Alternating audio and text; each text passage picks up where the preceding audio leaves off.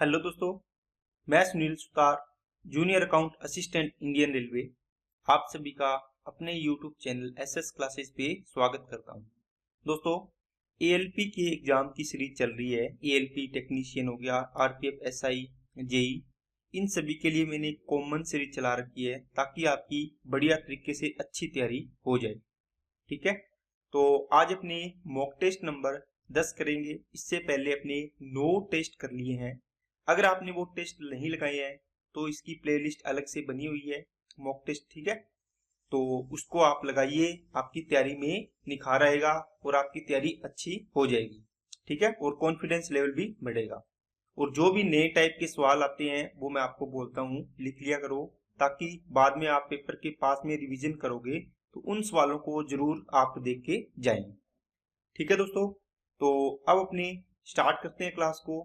तो इससे पहले अगर आप चैनल पे नए हो तो चैनल को सब्सक्राइब कर लो, बेल आइकन पे क्लिक कर लो, जिससे वीडियो की नोटिफिकेशन समय पर मिलती रहे। चलिए क्लास को स्टार्ट करते हैं।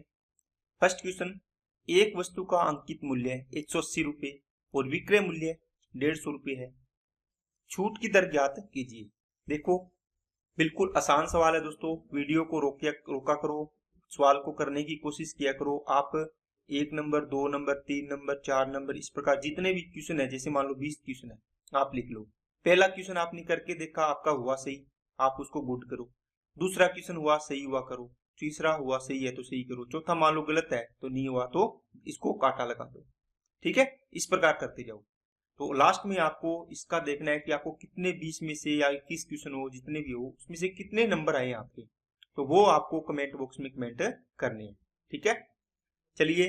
अंकित मूल्य दोस्तों एमआरपी है, कितने है 180। इसने कहा है कि विक्रय मूल्य कितना है 150 रुपए, 180 नहीं 150 रुपए। अब देखो, आपने देखा कि 180 की चीज को 150 में बेच रहा है, कितनी छूट दी होगी? आप बोलो सर 30 रुपए की छूट दी होगी। किस पर? 180 पर। गुणा में 100 आ गया। ठीक है, 30 से कम 30, 30 के 180, 100/6 का मतलब हो गया 16 से 2/3% या 16.66। आई ना बात समझिए? छूट हमेशा एमआरपी पर दी जाती है। ठीक है दोस्तों, नेक्स्ट। 600 का 15% डैश डैश डैश खालिस्तान के 45% के इक्वल है। दोस्तों बिल्कुल आसान सवाल है। 600 का कितना परसेंट है? 15%। ठीक है, बराबर किसके? ये बोला एक्स के 45% के इक्वल है।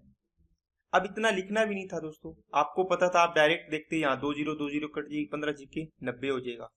ये बराबर है किसके? एक्स के 45% के। तो देखो, इसके बराबर है 45 गुणा 90, ये 2 इधर गुणा होगा है ना 100 के साथ, तो 200 हो जाएगा। नेक्स्ट, 3/2 प्राप्त करने के लिए 2/3 में कितने जोड़ने की आवश्यकता है? ये बोलता है कि 2/3 में क्या जोड़ें कि वो 3/2 प्राप्त हो जाए। इसका मतलब ये वाला पार्ट इधर लेके आओगे तो x की वैल्यू आ जाएगी 3/2 माइनस का 2/3। क्रॉस मल्टीप्लाई करके हल कर लो। 3 तिया 9, 2 दुए 4, 3 दुए 6, 5 बटे कितना आ गया दोस्तों? 6। नेक्स्ट, 82 81 का वर्गमूल निकालना है दोस्तों। ठीक है, ये सवाल मैं थोड़ी सी तेजी से करवा रहा हूं ताकि आसान सवाल है, उसमें टाइम आपको ना लगे। इसी प्रकार आपको पेपर में करना है, जो सवाल जल्दी जल्दी किया आगे बढ़ा, जल्दी किया आगे बढ़ा। ठीक है, देखो जब भी इकाई अंक देखो, आपको देखना होता है पीछे के 2 अंक, तो ये या तो 9 से आएंगे या 1 से आएगा। अब इसको देखना होता है जो भी बच गया इधर वाला, इसके जस्ट छोटा स्क्वायर देखना होता है, परफेक्ट स्क्वायर। जैसे 8 का स्क्वायर 64, 9 का स्क्वायर 81, 10 का स्क्वायर 100 हो गया। देखो 82 से जस्ट छोटा कौन सा है? ये है। इसका मतलब यहाँ पर 9 आएगा, यहाँ पे 9 आएगा। अब देखना है कि ये ऑप्शन होगा या ये होगा। ठीक है, तो जो भी आपका ये आपने निकाला है ना 9, इसको 9 को आगे वाली संख्या से गुणा कर दो, 9 दाए 90। अब देखो अंदर वाला जो 82 है, ये 90 से छोटा है या बड़ा? ये छोटा है अंदर वाला, तो इसका मतलब छोटे वाला आंसर होगा। ये आंसर हो गया। ठीक है, बाकी आप इसको 82 81 है, इसको अंदाजा लगा सकते हो कि किसके स्क्वायर के नजदीक है। 9 90 का स्क्वायर कितना होता है? 81 होता है ना। 91 का स्क्वायर करोगे तो ये थोड़ा सा ज्यादा आएगा ना, इसका मतलब ये 91 के स्क्वायर के नजदीक आएगा। या 95 का स्क्वायर करोगे, ये आसान होता है ना, 5 5 25 हो गया और 9 दाए 90 हो गया, 90 25 इनके बीच में आ रहा है, इसका मतलब 91 का होगा। 91 वाला एक ही ऑप्शन है, 90 से 90 और 95 के बीच वाला ये तो है ही। ठीक है, बाकी ये तरीका है इसका निकालने का। चार संख्याएं ए बी सी डी का एवरेज है दोस्तों 15, ए और बी का एवरेज 9.5, सी और डी का एवरेज क्या होगा, देखो 4 का एवरेज 15 तो टोटल कितना हो गया 60, 2 का एवरेज 9.5 तो टोटल कितना हो जाएगा 18, 18 और 1 19, ये घटा दो कितना बच गया 41, किसका सी और डी का। ये सी और डी का टोटल है, एवरेज के लिए 2 का डिवाइड कर दो कितना आ जाएगा दोस्तों 20.5 आ जाएगा। नेक्स्ट, एक पाइप एक टंकी को 2 घंटे में भर सकती है दोस्तों, पाइप 1 है, ये 2 आवर में भर सकती है। चाहे एक जगह से रिसाव होने के कारण टंकी को भरने में 2 से ही 2/3 है यहाँ पे दोस्तों, ठीक है, ये रह गया 2 से 2/3 घंटे का समय लगता है। तो P1 और P2 दोनों चलती है, तो 2 से ही 2/3 को सोल्व करो, 3 2 6 और 2 8/3 घंटे लगते हैं। इनका एलसीएम ले लो कितना आएगा 8 आएगा, 2 चौके 8, देखो 8 आपने टोटल वर्क माना ये, इसमें इसका डिवाइड करना तो 8/3 3 ऊपर चला जाएगा, ये इससे कैंसिल हो गया कितना आ गया 3।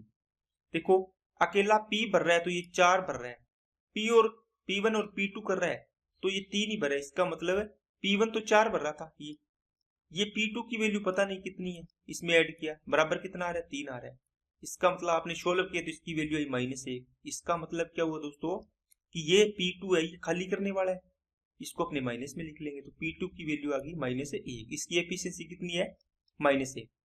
तो टंकी को पानी को रिसाव कितने समय में खाली कर देगा, 8 लीटर पानी है, एक घंटे में खाली कर देगा, कितने घंटे लेगा 8 घंटे, तो आंसर आ जाएगा इसका सी। नेक्स्ट, ये दोस्तों बहुत ही अच्छा सवाल है, इसको वीडियो को रोक के करने की कोशिश करो, आपका कॉन्सेप्ट भी अच्छे से क्लियर होगा, बहुत जबरदस्त सवाल ये आया हुआ है।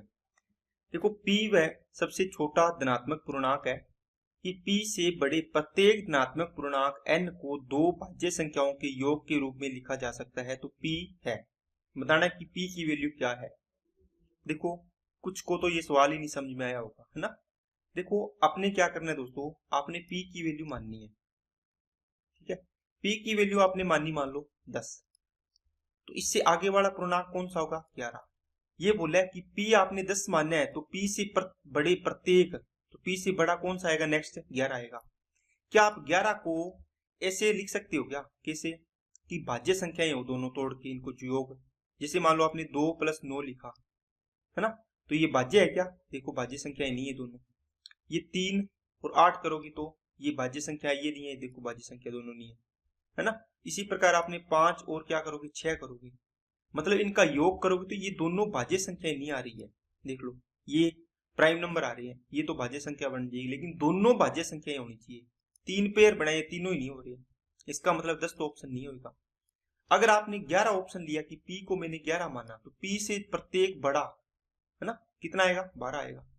क्या 12 को लिख सकते हो क्या आप बोलो सर 2 और 10, ये तो देखो अभाज्य संख्या है 2 तो, ठीक है, और इसके अलावा क्या लिख सकते हो 4 और 8 लिख सकते हो, 6 और 6 आ गया है ना, तो ये देखो ये दोनों भाज्य संख्या है आपस में, है कि नहीं है। इस प्रकार इसको लिख सकते हैं, इसका मतलब P वह छोटे से छोटा धनात्मक पूर्णांक है, P की वैल्यू कितनी होगी 11, कि इससे बड़ा प्रत्येक उसको अपनी भाज्य संख्या के रूप में लिख सकते हैं। ओके, चलिए नेक्स्ट, sin 30/1 + cos 30, दोस्तों ये है sin 30 डिग्री अपॉन में 1 + cos 30 degree plus 1 + cos 30 degree upon में कितना है sin 30 डिग्री। sin 30 की वैल्यू कितनी होती है 1/2 अपॉन 1 + cos 30 की वैल्यू कितनी होती है √3/2 होती है, प्लस 1 + √3/2 आएगी, ये तो आपको पता ही है, और यहाँ 1/2 आ जाएगी। इसको सोल्व करो तो ये 2 + √3/2 आएगा, तो 1/2 अपॉन 2 + √3/2 आ गया, ये कितना आएगा 2 + √3/2 आ गया, और नीचे कितना है 1/2। आपने देखा क्या कि सर ये 200 कट जाएगा, कौन सा, ये 2 इससे गया, ये 2 इससे गया, ये बचा कितना 1/2 + √3, और ये बचा 2 + √3, इसमें नीचे देखो एक ही बचा है ना, इसका कोई फर्क नहीं है।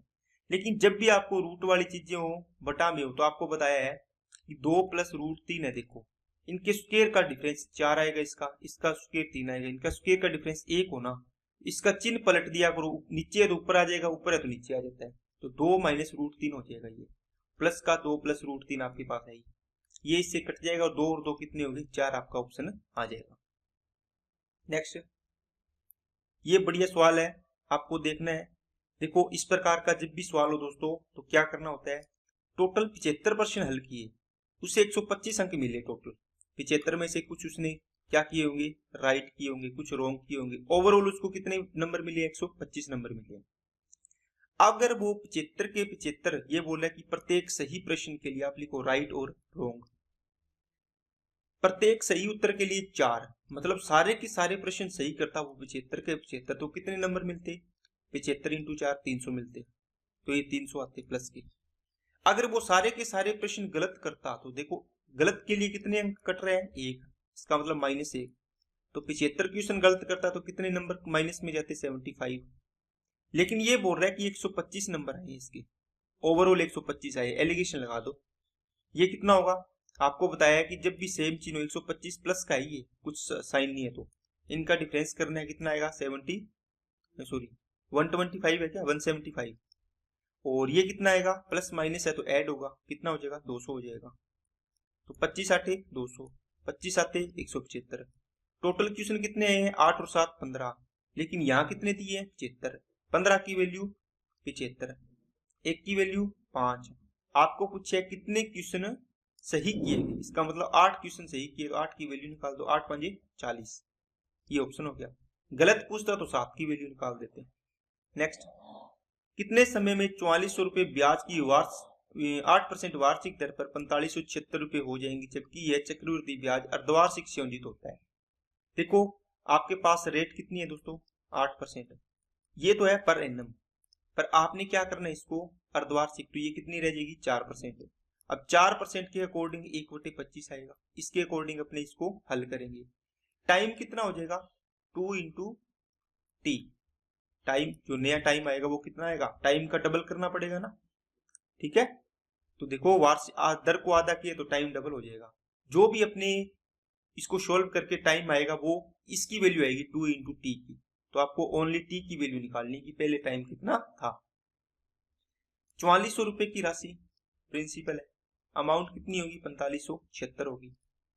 ओके, अब इसको सोल्व करना है दोस्तों कि कितना टाइम आएगा, तो इसको 11 से डिवाइड करो 400, इसको 11 से करो, 11 चौके 44, 1 11 एकम 11 11 चीक 66, 4 से जा रहा है क्या, 4 से जा रहा है तो 100 आ जाएगा, और 4 एकम 4 0 4 चौके 16, फिर ये 25 4 से फिर जा रहा है, और ये 26 चौके 104 होते हैं। अब देखो अगर आप इसके अकॉर्डिंग निकालते तो आपका धन कितना होता, 25 से 26 होता। इसका मतलब एक साल में ये हो रहा है, तो यार आपने भी यही निकाला है, ये कितना है 25 से 26 आया है, इसके बराबर आ गया, मतलब इसकी पावर 1 इसकी पावर 1, इसका मतलब 1 ईयर आपने टाइम लिया यहाँ पे। लेकिन ओरिजिनल टाइम कितना था, आपने टाइम का डबल किया था तब ये 1 साल आया है, इसका मतलब 2 इंटू टी की वैल्यू है 1 साल, तो टी की वैल्यू कितनी आ जाएगी 1/2 ईयर, 1/2 का मतलब कितना आएगा 6 मंथ, आंसर हो गया, ठीक है ना। नेक्स्ट, 16 पुरुष एक काम को 8 दिनों में 12 घंटे प्रतिदिन काम करते हैं। दोस्तों एमडीएच वाला है, 16 इंटू 8 इंटू 12 डिवाइड बाई कोई भी काम करते हैं, इसी कार्य के 3 गुना, ये एक काम कर रहे थे, इसका 3 गुना काम करना है, सेम 3 कर दिया मैंने देखो काम। एक अन्य कार्य को 24 दिनों में 8 घंटे काम करना है, कितने पुरुषों की आवश्यकता होगी, एम मान लिया मैंने। सोल्व करो इसको, 8 8 कट गया, 12 दूना 24, 2 से इसको काटा कितना आएगा 8, और ये 3 इधर गुणा हो तो 8 3 24, तो आंसर आ जाएगा 24 पुरुष। नेक्स्ट, ये बोर्ड मास का सवाल दोस्तों सोल्व करना है, ठीक है। इसके अंदर आपको ये रूल पता होना चाहिए। इसका देखो बड़ा करके लिख देता हूं ताकि आपको एक एक चीज क्लियर हो जाए। 16 माइनस 15 माइनस 20 माइनस, और ये हो जाएगा दोस्तों 6 डिवाइड बाई 2 इंटू 2, ठीक है। और इसको आप बड़ा करली ब्रैकेट कर लिया, ये बड़ा हो गया, इसको करली ब्रैकेट कर लो, यहाँ पे बात समझिए ना। अब देखो क्या करना है इसके अंदर, अब आपको ये करना है दोस्तों, देखो यहाँ पे देखना है कि देखो यहाँ पे डिवाइड है और यहाँ पे मल्टीप्लाई है, ये डिवाइड है ये रहा, ये मल्टीप्लाई है, बताओ डिवाइड और मल्टीप्लाई में कौन पहले आया, डिवाइड, तो पहले कौन सोल्व होगा, डिवाइड। तो ये 2 है, इसको देखो, इसके इधर वाली साइड में मल्टीप्लाई, इधर वाली साइड में डिवाइड, तो ये दुविधा में फंस गया किसके पास जाए। तो इसको दुविधा से निकालने के लिए ये हुआ कि ये बोर्डमास का रूल है, इसको देखो। तो बोर्डमास का रूल बोलता है कि पहले डिवाइड के पास जा, तो ये 2 तिया 6 3 आएगा, यहाँ से 3 इंटू 2 करोगे, देखो इधर माइनस है इधर प्लस है, 3 इंटू 2। अब ये 3 है, बताओ ये माइनस के साथ सोल्व होगा या गुणा के साथ। आप बोलोगे सर पहले देखो प्लस माइनस तो यहाँ आते हैं लास्ट में, ये मल्टीप्लाई पहले आते हैं, तो पहले मल्टीप्लाई करेंगे, 3 2 6 बनेगा। तो यहाँ से इसको पूरा सोल्व किया तो 6 हो गया, 20 में से 6 गया 14, ठीक है। 15 में से 14 जाएगी, माइनस है ना, कितना बचेगा 1। 16 में से 1 गया 15, 15 5 75, तो 75 आंसर आ गया। नेक्स्ट, वह छोटी से छोटी संख्या कौन सी है जिसे 475 में जोड़ने पर एक पूर्ण वर्ग बन जाता है। देखो 475 के नजदीक पूर्ण वर्ग परफेक्ट स्क्वायर कौन सा होता है बताओ। देखो 21 का स्क्वायर करोगे, 20 का स्क्वायर करोगे तो कितना आएगा 400, 21 का स्क्वायर 484, इतना ही आता है क्या, सॉरी 441 आता है। 22 का स्क्वायर करोगे तो कितना आता है 484। अब देखो 441 तो इससे कम है, तो 475 में कुछ ऐड करना है, तो 484 के नजदीक जाएगा, 484 परफेक्ट स्क्वायर है सबसे नजदीक वाला। कितना ऐड करोगे 5 और 4 9 ऐड करोगे, आंसर आ जाएगा आपका 9। नेक्स्ट, यदि जेम्स और राधा के बीच 73 रुपए को 3:2 के अनुपात में डिवाइड किया गया है तो राधा को कितने रुपए मिलेंगे। देखो 76 रुपए है, टोटल कितना पार्ट हो गया 5, 3 और 2 5। राधा का कितना है 2 पार्ट, 5 से काटा 15, 15 दूना 30। नेक्स्ट, ये बढ़िया सवाल है, इसको दोस्तों सोल्व करने की कोशिश करो, ये अच्छा सवाल है, पेपर में जरूर आ सकता है की बार। एक्स स्क्वायर प्लस के एक्स प्लस के बराबर 0 का कोई हल नहीं है तो के का मान निम्न में से किसका अनुसरण करेगा। जब भी दोस्तों इस प्रकार का द्विघात समीकरण दियो आपको, क्वाड्रेटिक इक्वेशन, तो आपको बोला है कि कोई हल नहीं है, इसका मतलब d लेस देन 0 होता है, d greater than 0, d equal to 0। ये 3 केस होते हैं जब कोई हल नहीं होता, इसका मतलब होता है d लेस देन 0। d की वैल्यू क्या होती है दोस्तों, b स्क्वायर माइनस का 4ac, d लेस देन 0 लगाया, d की वैल्यू होती है 4 b square minus 4ac less than 0। अब जो ये वैल्यू है इसके अंदर a की वैल्यू 1, b की वैल्यू k और c की वैल्यू भी k है, ये वैल्यू यहाँ पे पुट कर दो। b कितना है k square minus 4 into a की वैल्यू 1 इंटू c की वैल्यू k, ये लेस देन 0। अब ये क्या बनेगा b k square minus 4k less than 0, k square less than 4k आ गया, k से k कैंसिल हो गया, k लेस देन कितना आ गया 4 आ गया। क्या बात समझ आई क्या, ठीक है कि नहीं है बोलो। अगर k की वैल्यू 0 से क्या होनी चाहिए, बड़ी होनी चाहिए, ठीक है। तो k लेस देन कहां से कहां तक होना चाहिए, 4 से छोटा होना चाहिए, लेकिन 0 से तो बड़ा होना चाहिए। ये दोनों ऑप्शन वैसे नहीं है, इन दोनों में कंफ्यूजन हो सकती है, हो गया, ठीक है ना। अब k की वैल्यू आपके पास, आपको बोला जाए कि k की वैल्यू यहाँ पर 0 से बड़ी होनी चाहिए, क्यों, क्योंकि दोस्तों k की वैल्यू 0 से नेगेटिव में पॉसिबल नहीं है, नेगेटिव में पॉसिबल नहीं होगी, क्यों, क्योंकि जो भी आप इस प्रकार द्विघात समीकरण को हल करते हो तो b स्क्वायर माइनस 4ac यहाँ आता है, इसका मतलब इस ब्रैकेट के अंदर क्या आ जाएगा, अगर नेगेटिव वैल्यू चलेगी तो नेगेटिव में वैल्यू आ जाएगी, तो ये हल नहीं कर पाएंगे। क्या आपको -4 का रूट आपको पता होता है कि आप बोले सर 2, तो ये गलत है दोस्तों, -2 बोलेगे तो भी गलत है, 4 का वर्गमूल 2 होता है ना। इससे ये इस प्रकार अपने इसको नेगेटिव नहीं ले सकते। क्या बात समझ गए क्या, चलिए अब देखो इसका मतलब इसका ऑप्शन हो जाएगा 0 से बड़ा और 4 से छोटा।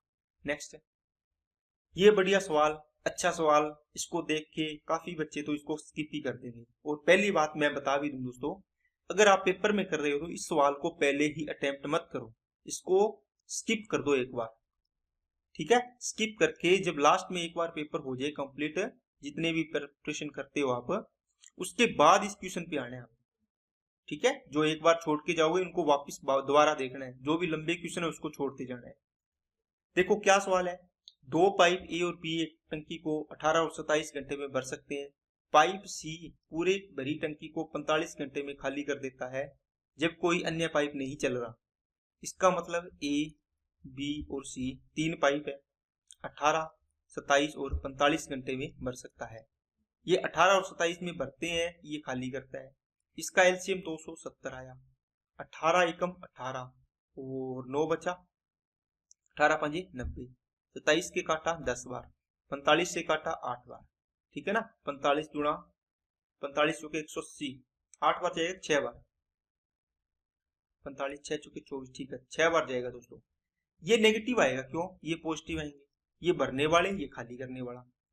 अब आपके पास बोलता है कि सबसे पहले ए और सी को चालू किया, यहां से देखो नंबर लाइन, आपने ए और सी को चालू किया, कुछ टाइम तक चलाया, उसके बाद आपने क्या किया, ए और सी में से ए को बंद कर दिया, तो अब कौन बच गया, बी आ गया, ठीक है।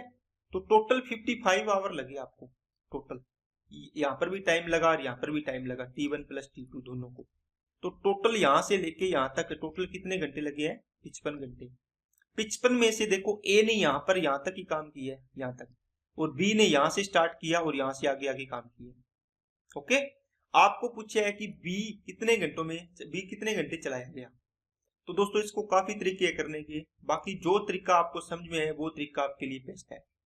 मैं पहला तरीका बेसिक बताता हूँ कि मान लो इसको टी घंटे लगे, इसको कितने लगेंगे, 55 माइनस से टी घंटे।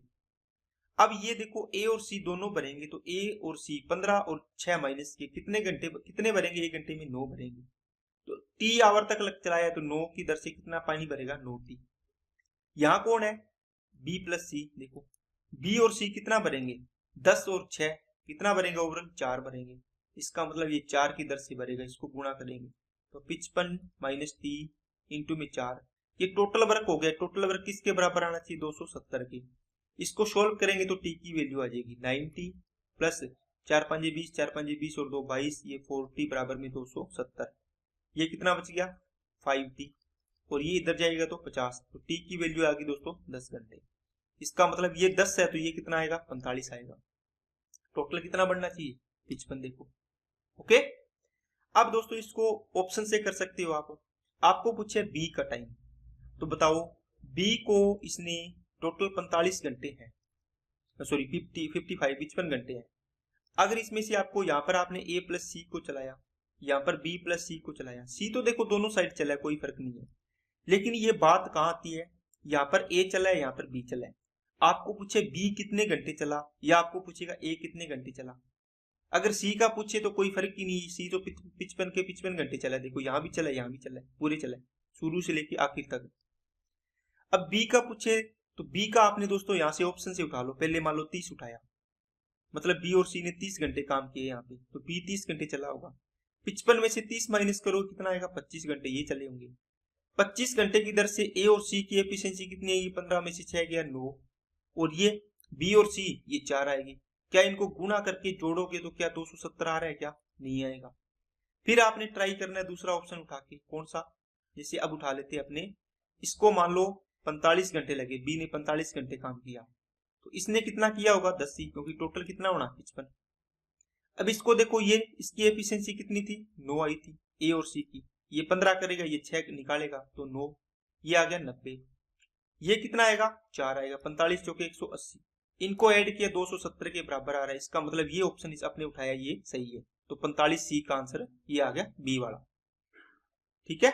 नेक्स्ट 5 दोस्तों का एवरेज निकालना है दोस्तों, ऐड करना है, तो कितने हैं, 3 3 और 5 8 और 7 15, 0 1 1 और 9 10 10 और 7 17 17 और 8 25 25 और 6 31, 3 3 और 1 4 बटे में 5, डिवाइड कर दो, 5 8 40 और 5 दिया 15, 83 आपका आंसर आ जाएगा। नेक्स्ट, यदि चावल की कीमत में 24% की कमी होती है, इससे आलोक 2500 रुपए में 10 किलो चावल अधिक खरीद पाता है, चावल की किलोग्राम घटी हुई दर क्या है। दोस्तों जब भी आपको घटी हुई दर निकालनी हो तो डायरेक्ट कर दिया करो। देखो 1 किलो, आपको 10 किलो चावल खरीदे, आपने कितने किलो, 10 किलो। आपने क्यों खरीदे 10 किलो, आपने खरीदे कि 2500 रुपए टोटल खर्चा था, 24% आपकी बचत होगी, इसका मतलब 24% पैसे आपके बच गए इसमें से। समझ में आई क्या, यहां से आपने काटा, इसको गुणा किया, कितना आएगा, मतलब 10 किलो चावल के 600 रुपए जो बचे थे ना, उसमें 10 किलो चावल और आ गए। इसका मतलब 1 किलो की कीमत क्या रही होगी, 60 रुपए प्रति किलो होगी। क्या बात समझ आई क्या। तो ये यहाँ पे ऑप्शन गलत दिया हुआ है, ऑप्शन आना था इसका 60, आंसर होगा इसका सही 60। अगर पूछता कि प्रीवियस इसका रेट बताओ तो अपने उसको निकालते कितना था, ठीक है। ये तरीका तो एक हो गया इसका। अब इसका दूसरा तरीका देखते हैं दोस्तों, क्या, कि अगर आपको बताया प्राइस में कमी हो रही है 24% की, फ्रैक्शन वैल्यू कितनी होगी, 4 से काटोगे 4 से 24 और 4 से काटोगे 25, क्योंकि 24/100 करोगे इसको काटोगे तो 6/25, मतलब 25 रुपये रेट था, 6 की कमी हो जाएगी अब प्राइस के अंदर है, तो कितना हो जाएगा, 25 में से 6 गया 19 हो जाएगा। लेकिन जब भी खर्चा सेम हो तो कंजप्शन का रेशियो क्या होगा, 19 से 25 हो जाएगा, आपको बताया हुआ है। कितनी बढ़ गई, 6 बढ़ गया। लेकिन ये बोल रहा है 6 क्या बढ़ा है, कंजप्शन। कंजप्शन मतलब है 10 किलोग्राम आप ज्यादा लेके आ रहे हो, इसका मतलब रेशियो में कितना ज्यादा लेके आ रहे हो, 6। 6 की वैल्यू 10, 1 की वैल्यू कितनी आएगी, 10/6। ओके, 19 की वैल्यू तो ये आ जाएगी 19 इंटू 10/6, 19 इंटू इसको 5/3 कर दो ना, यहां से काट के 5 ये 3, ठीक है, 19 5 95/3 आपका आ रहा है। ये निकालोगे 25 की वैल्यू कितनी आएगी, तो 5/3 इंटू 25 कर दो, 25 5 125/3 आ जाएगा। इतना किलोग्राम आ रहा है, पहले इतना किलोग्राम आ रहा था, 10 फालतू आ रहा है। तो आपको नया प्राइस पूछा है घटी हुई दर, तो देखो 25 रुपए टोटल था, इसमें से आपको 125/3 किलोग्राम आप लेके आ रहे हो, ये रेट आ जाएगा इसका। 125 से इसको काटा 20 बार, 20 दिया 60 आपका आंसर आना चाहिए, तो जो आपका आंसर आया था। नेक्स्ट, यदि किसी घन की भुजा को 3 गुना कर दिया जाए तो उस घन के पृष्ठीय क्षेत्रफल में कितने प्रतिशत की वृद्धि ज्ञात करनी है। दोस्तों आपको पता है जब भी क्षेत्रफल होता है भुजाओं का क्या होता है, स्क्वायर होता है ना, दो भुजाओं का गुणा होता है। अब देखो घन का पृष्ठीय क्षेत्रफल, संपूर्ण पृष्ठीय क्षेत्रफल 6a² होता है ना।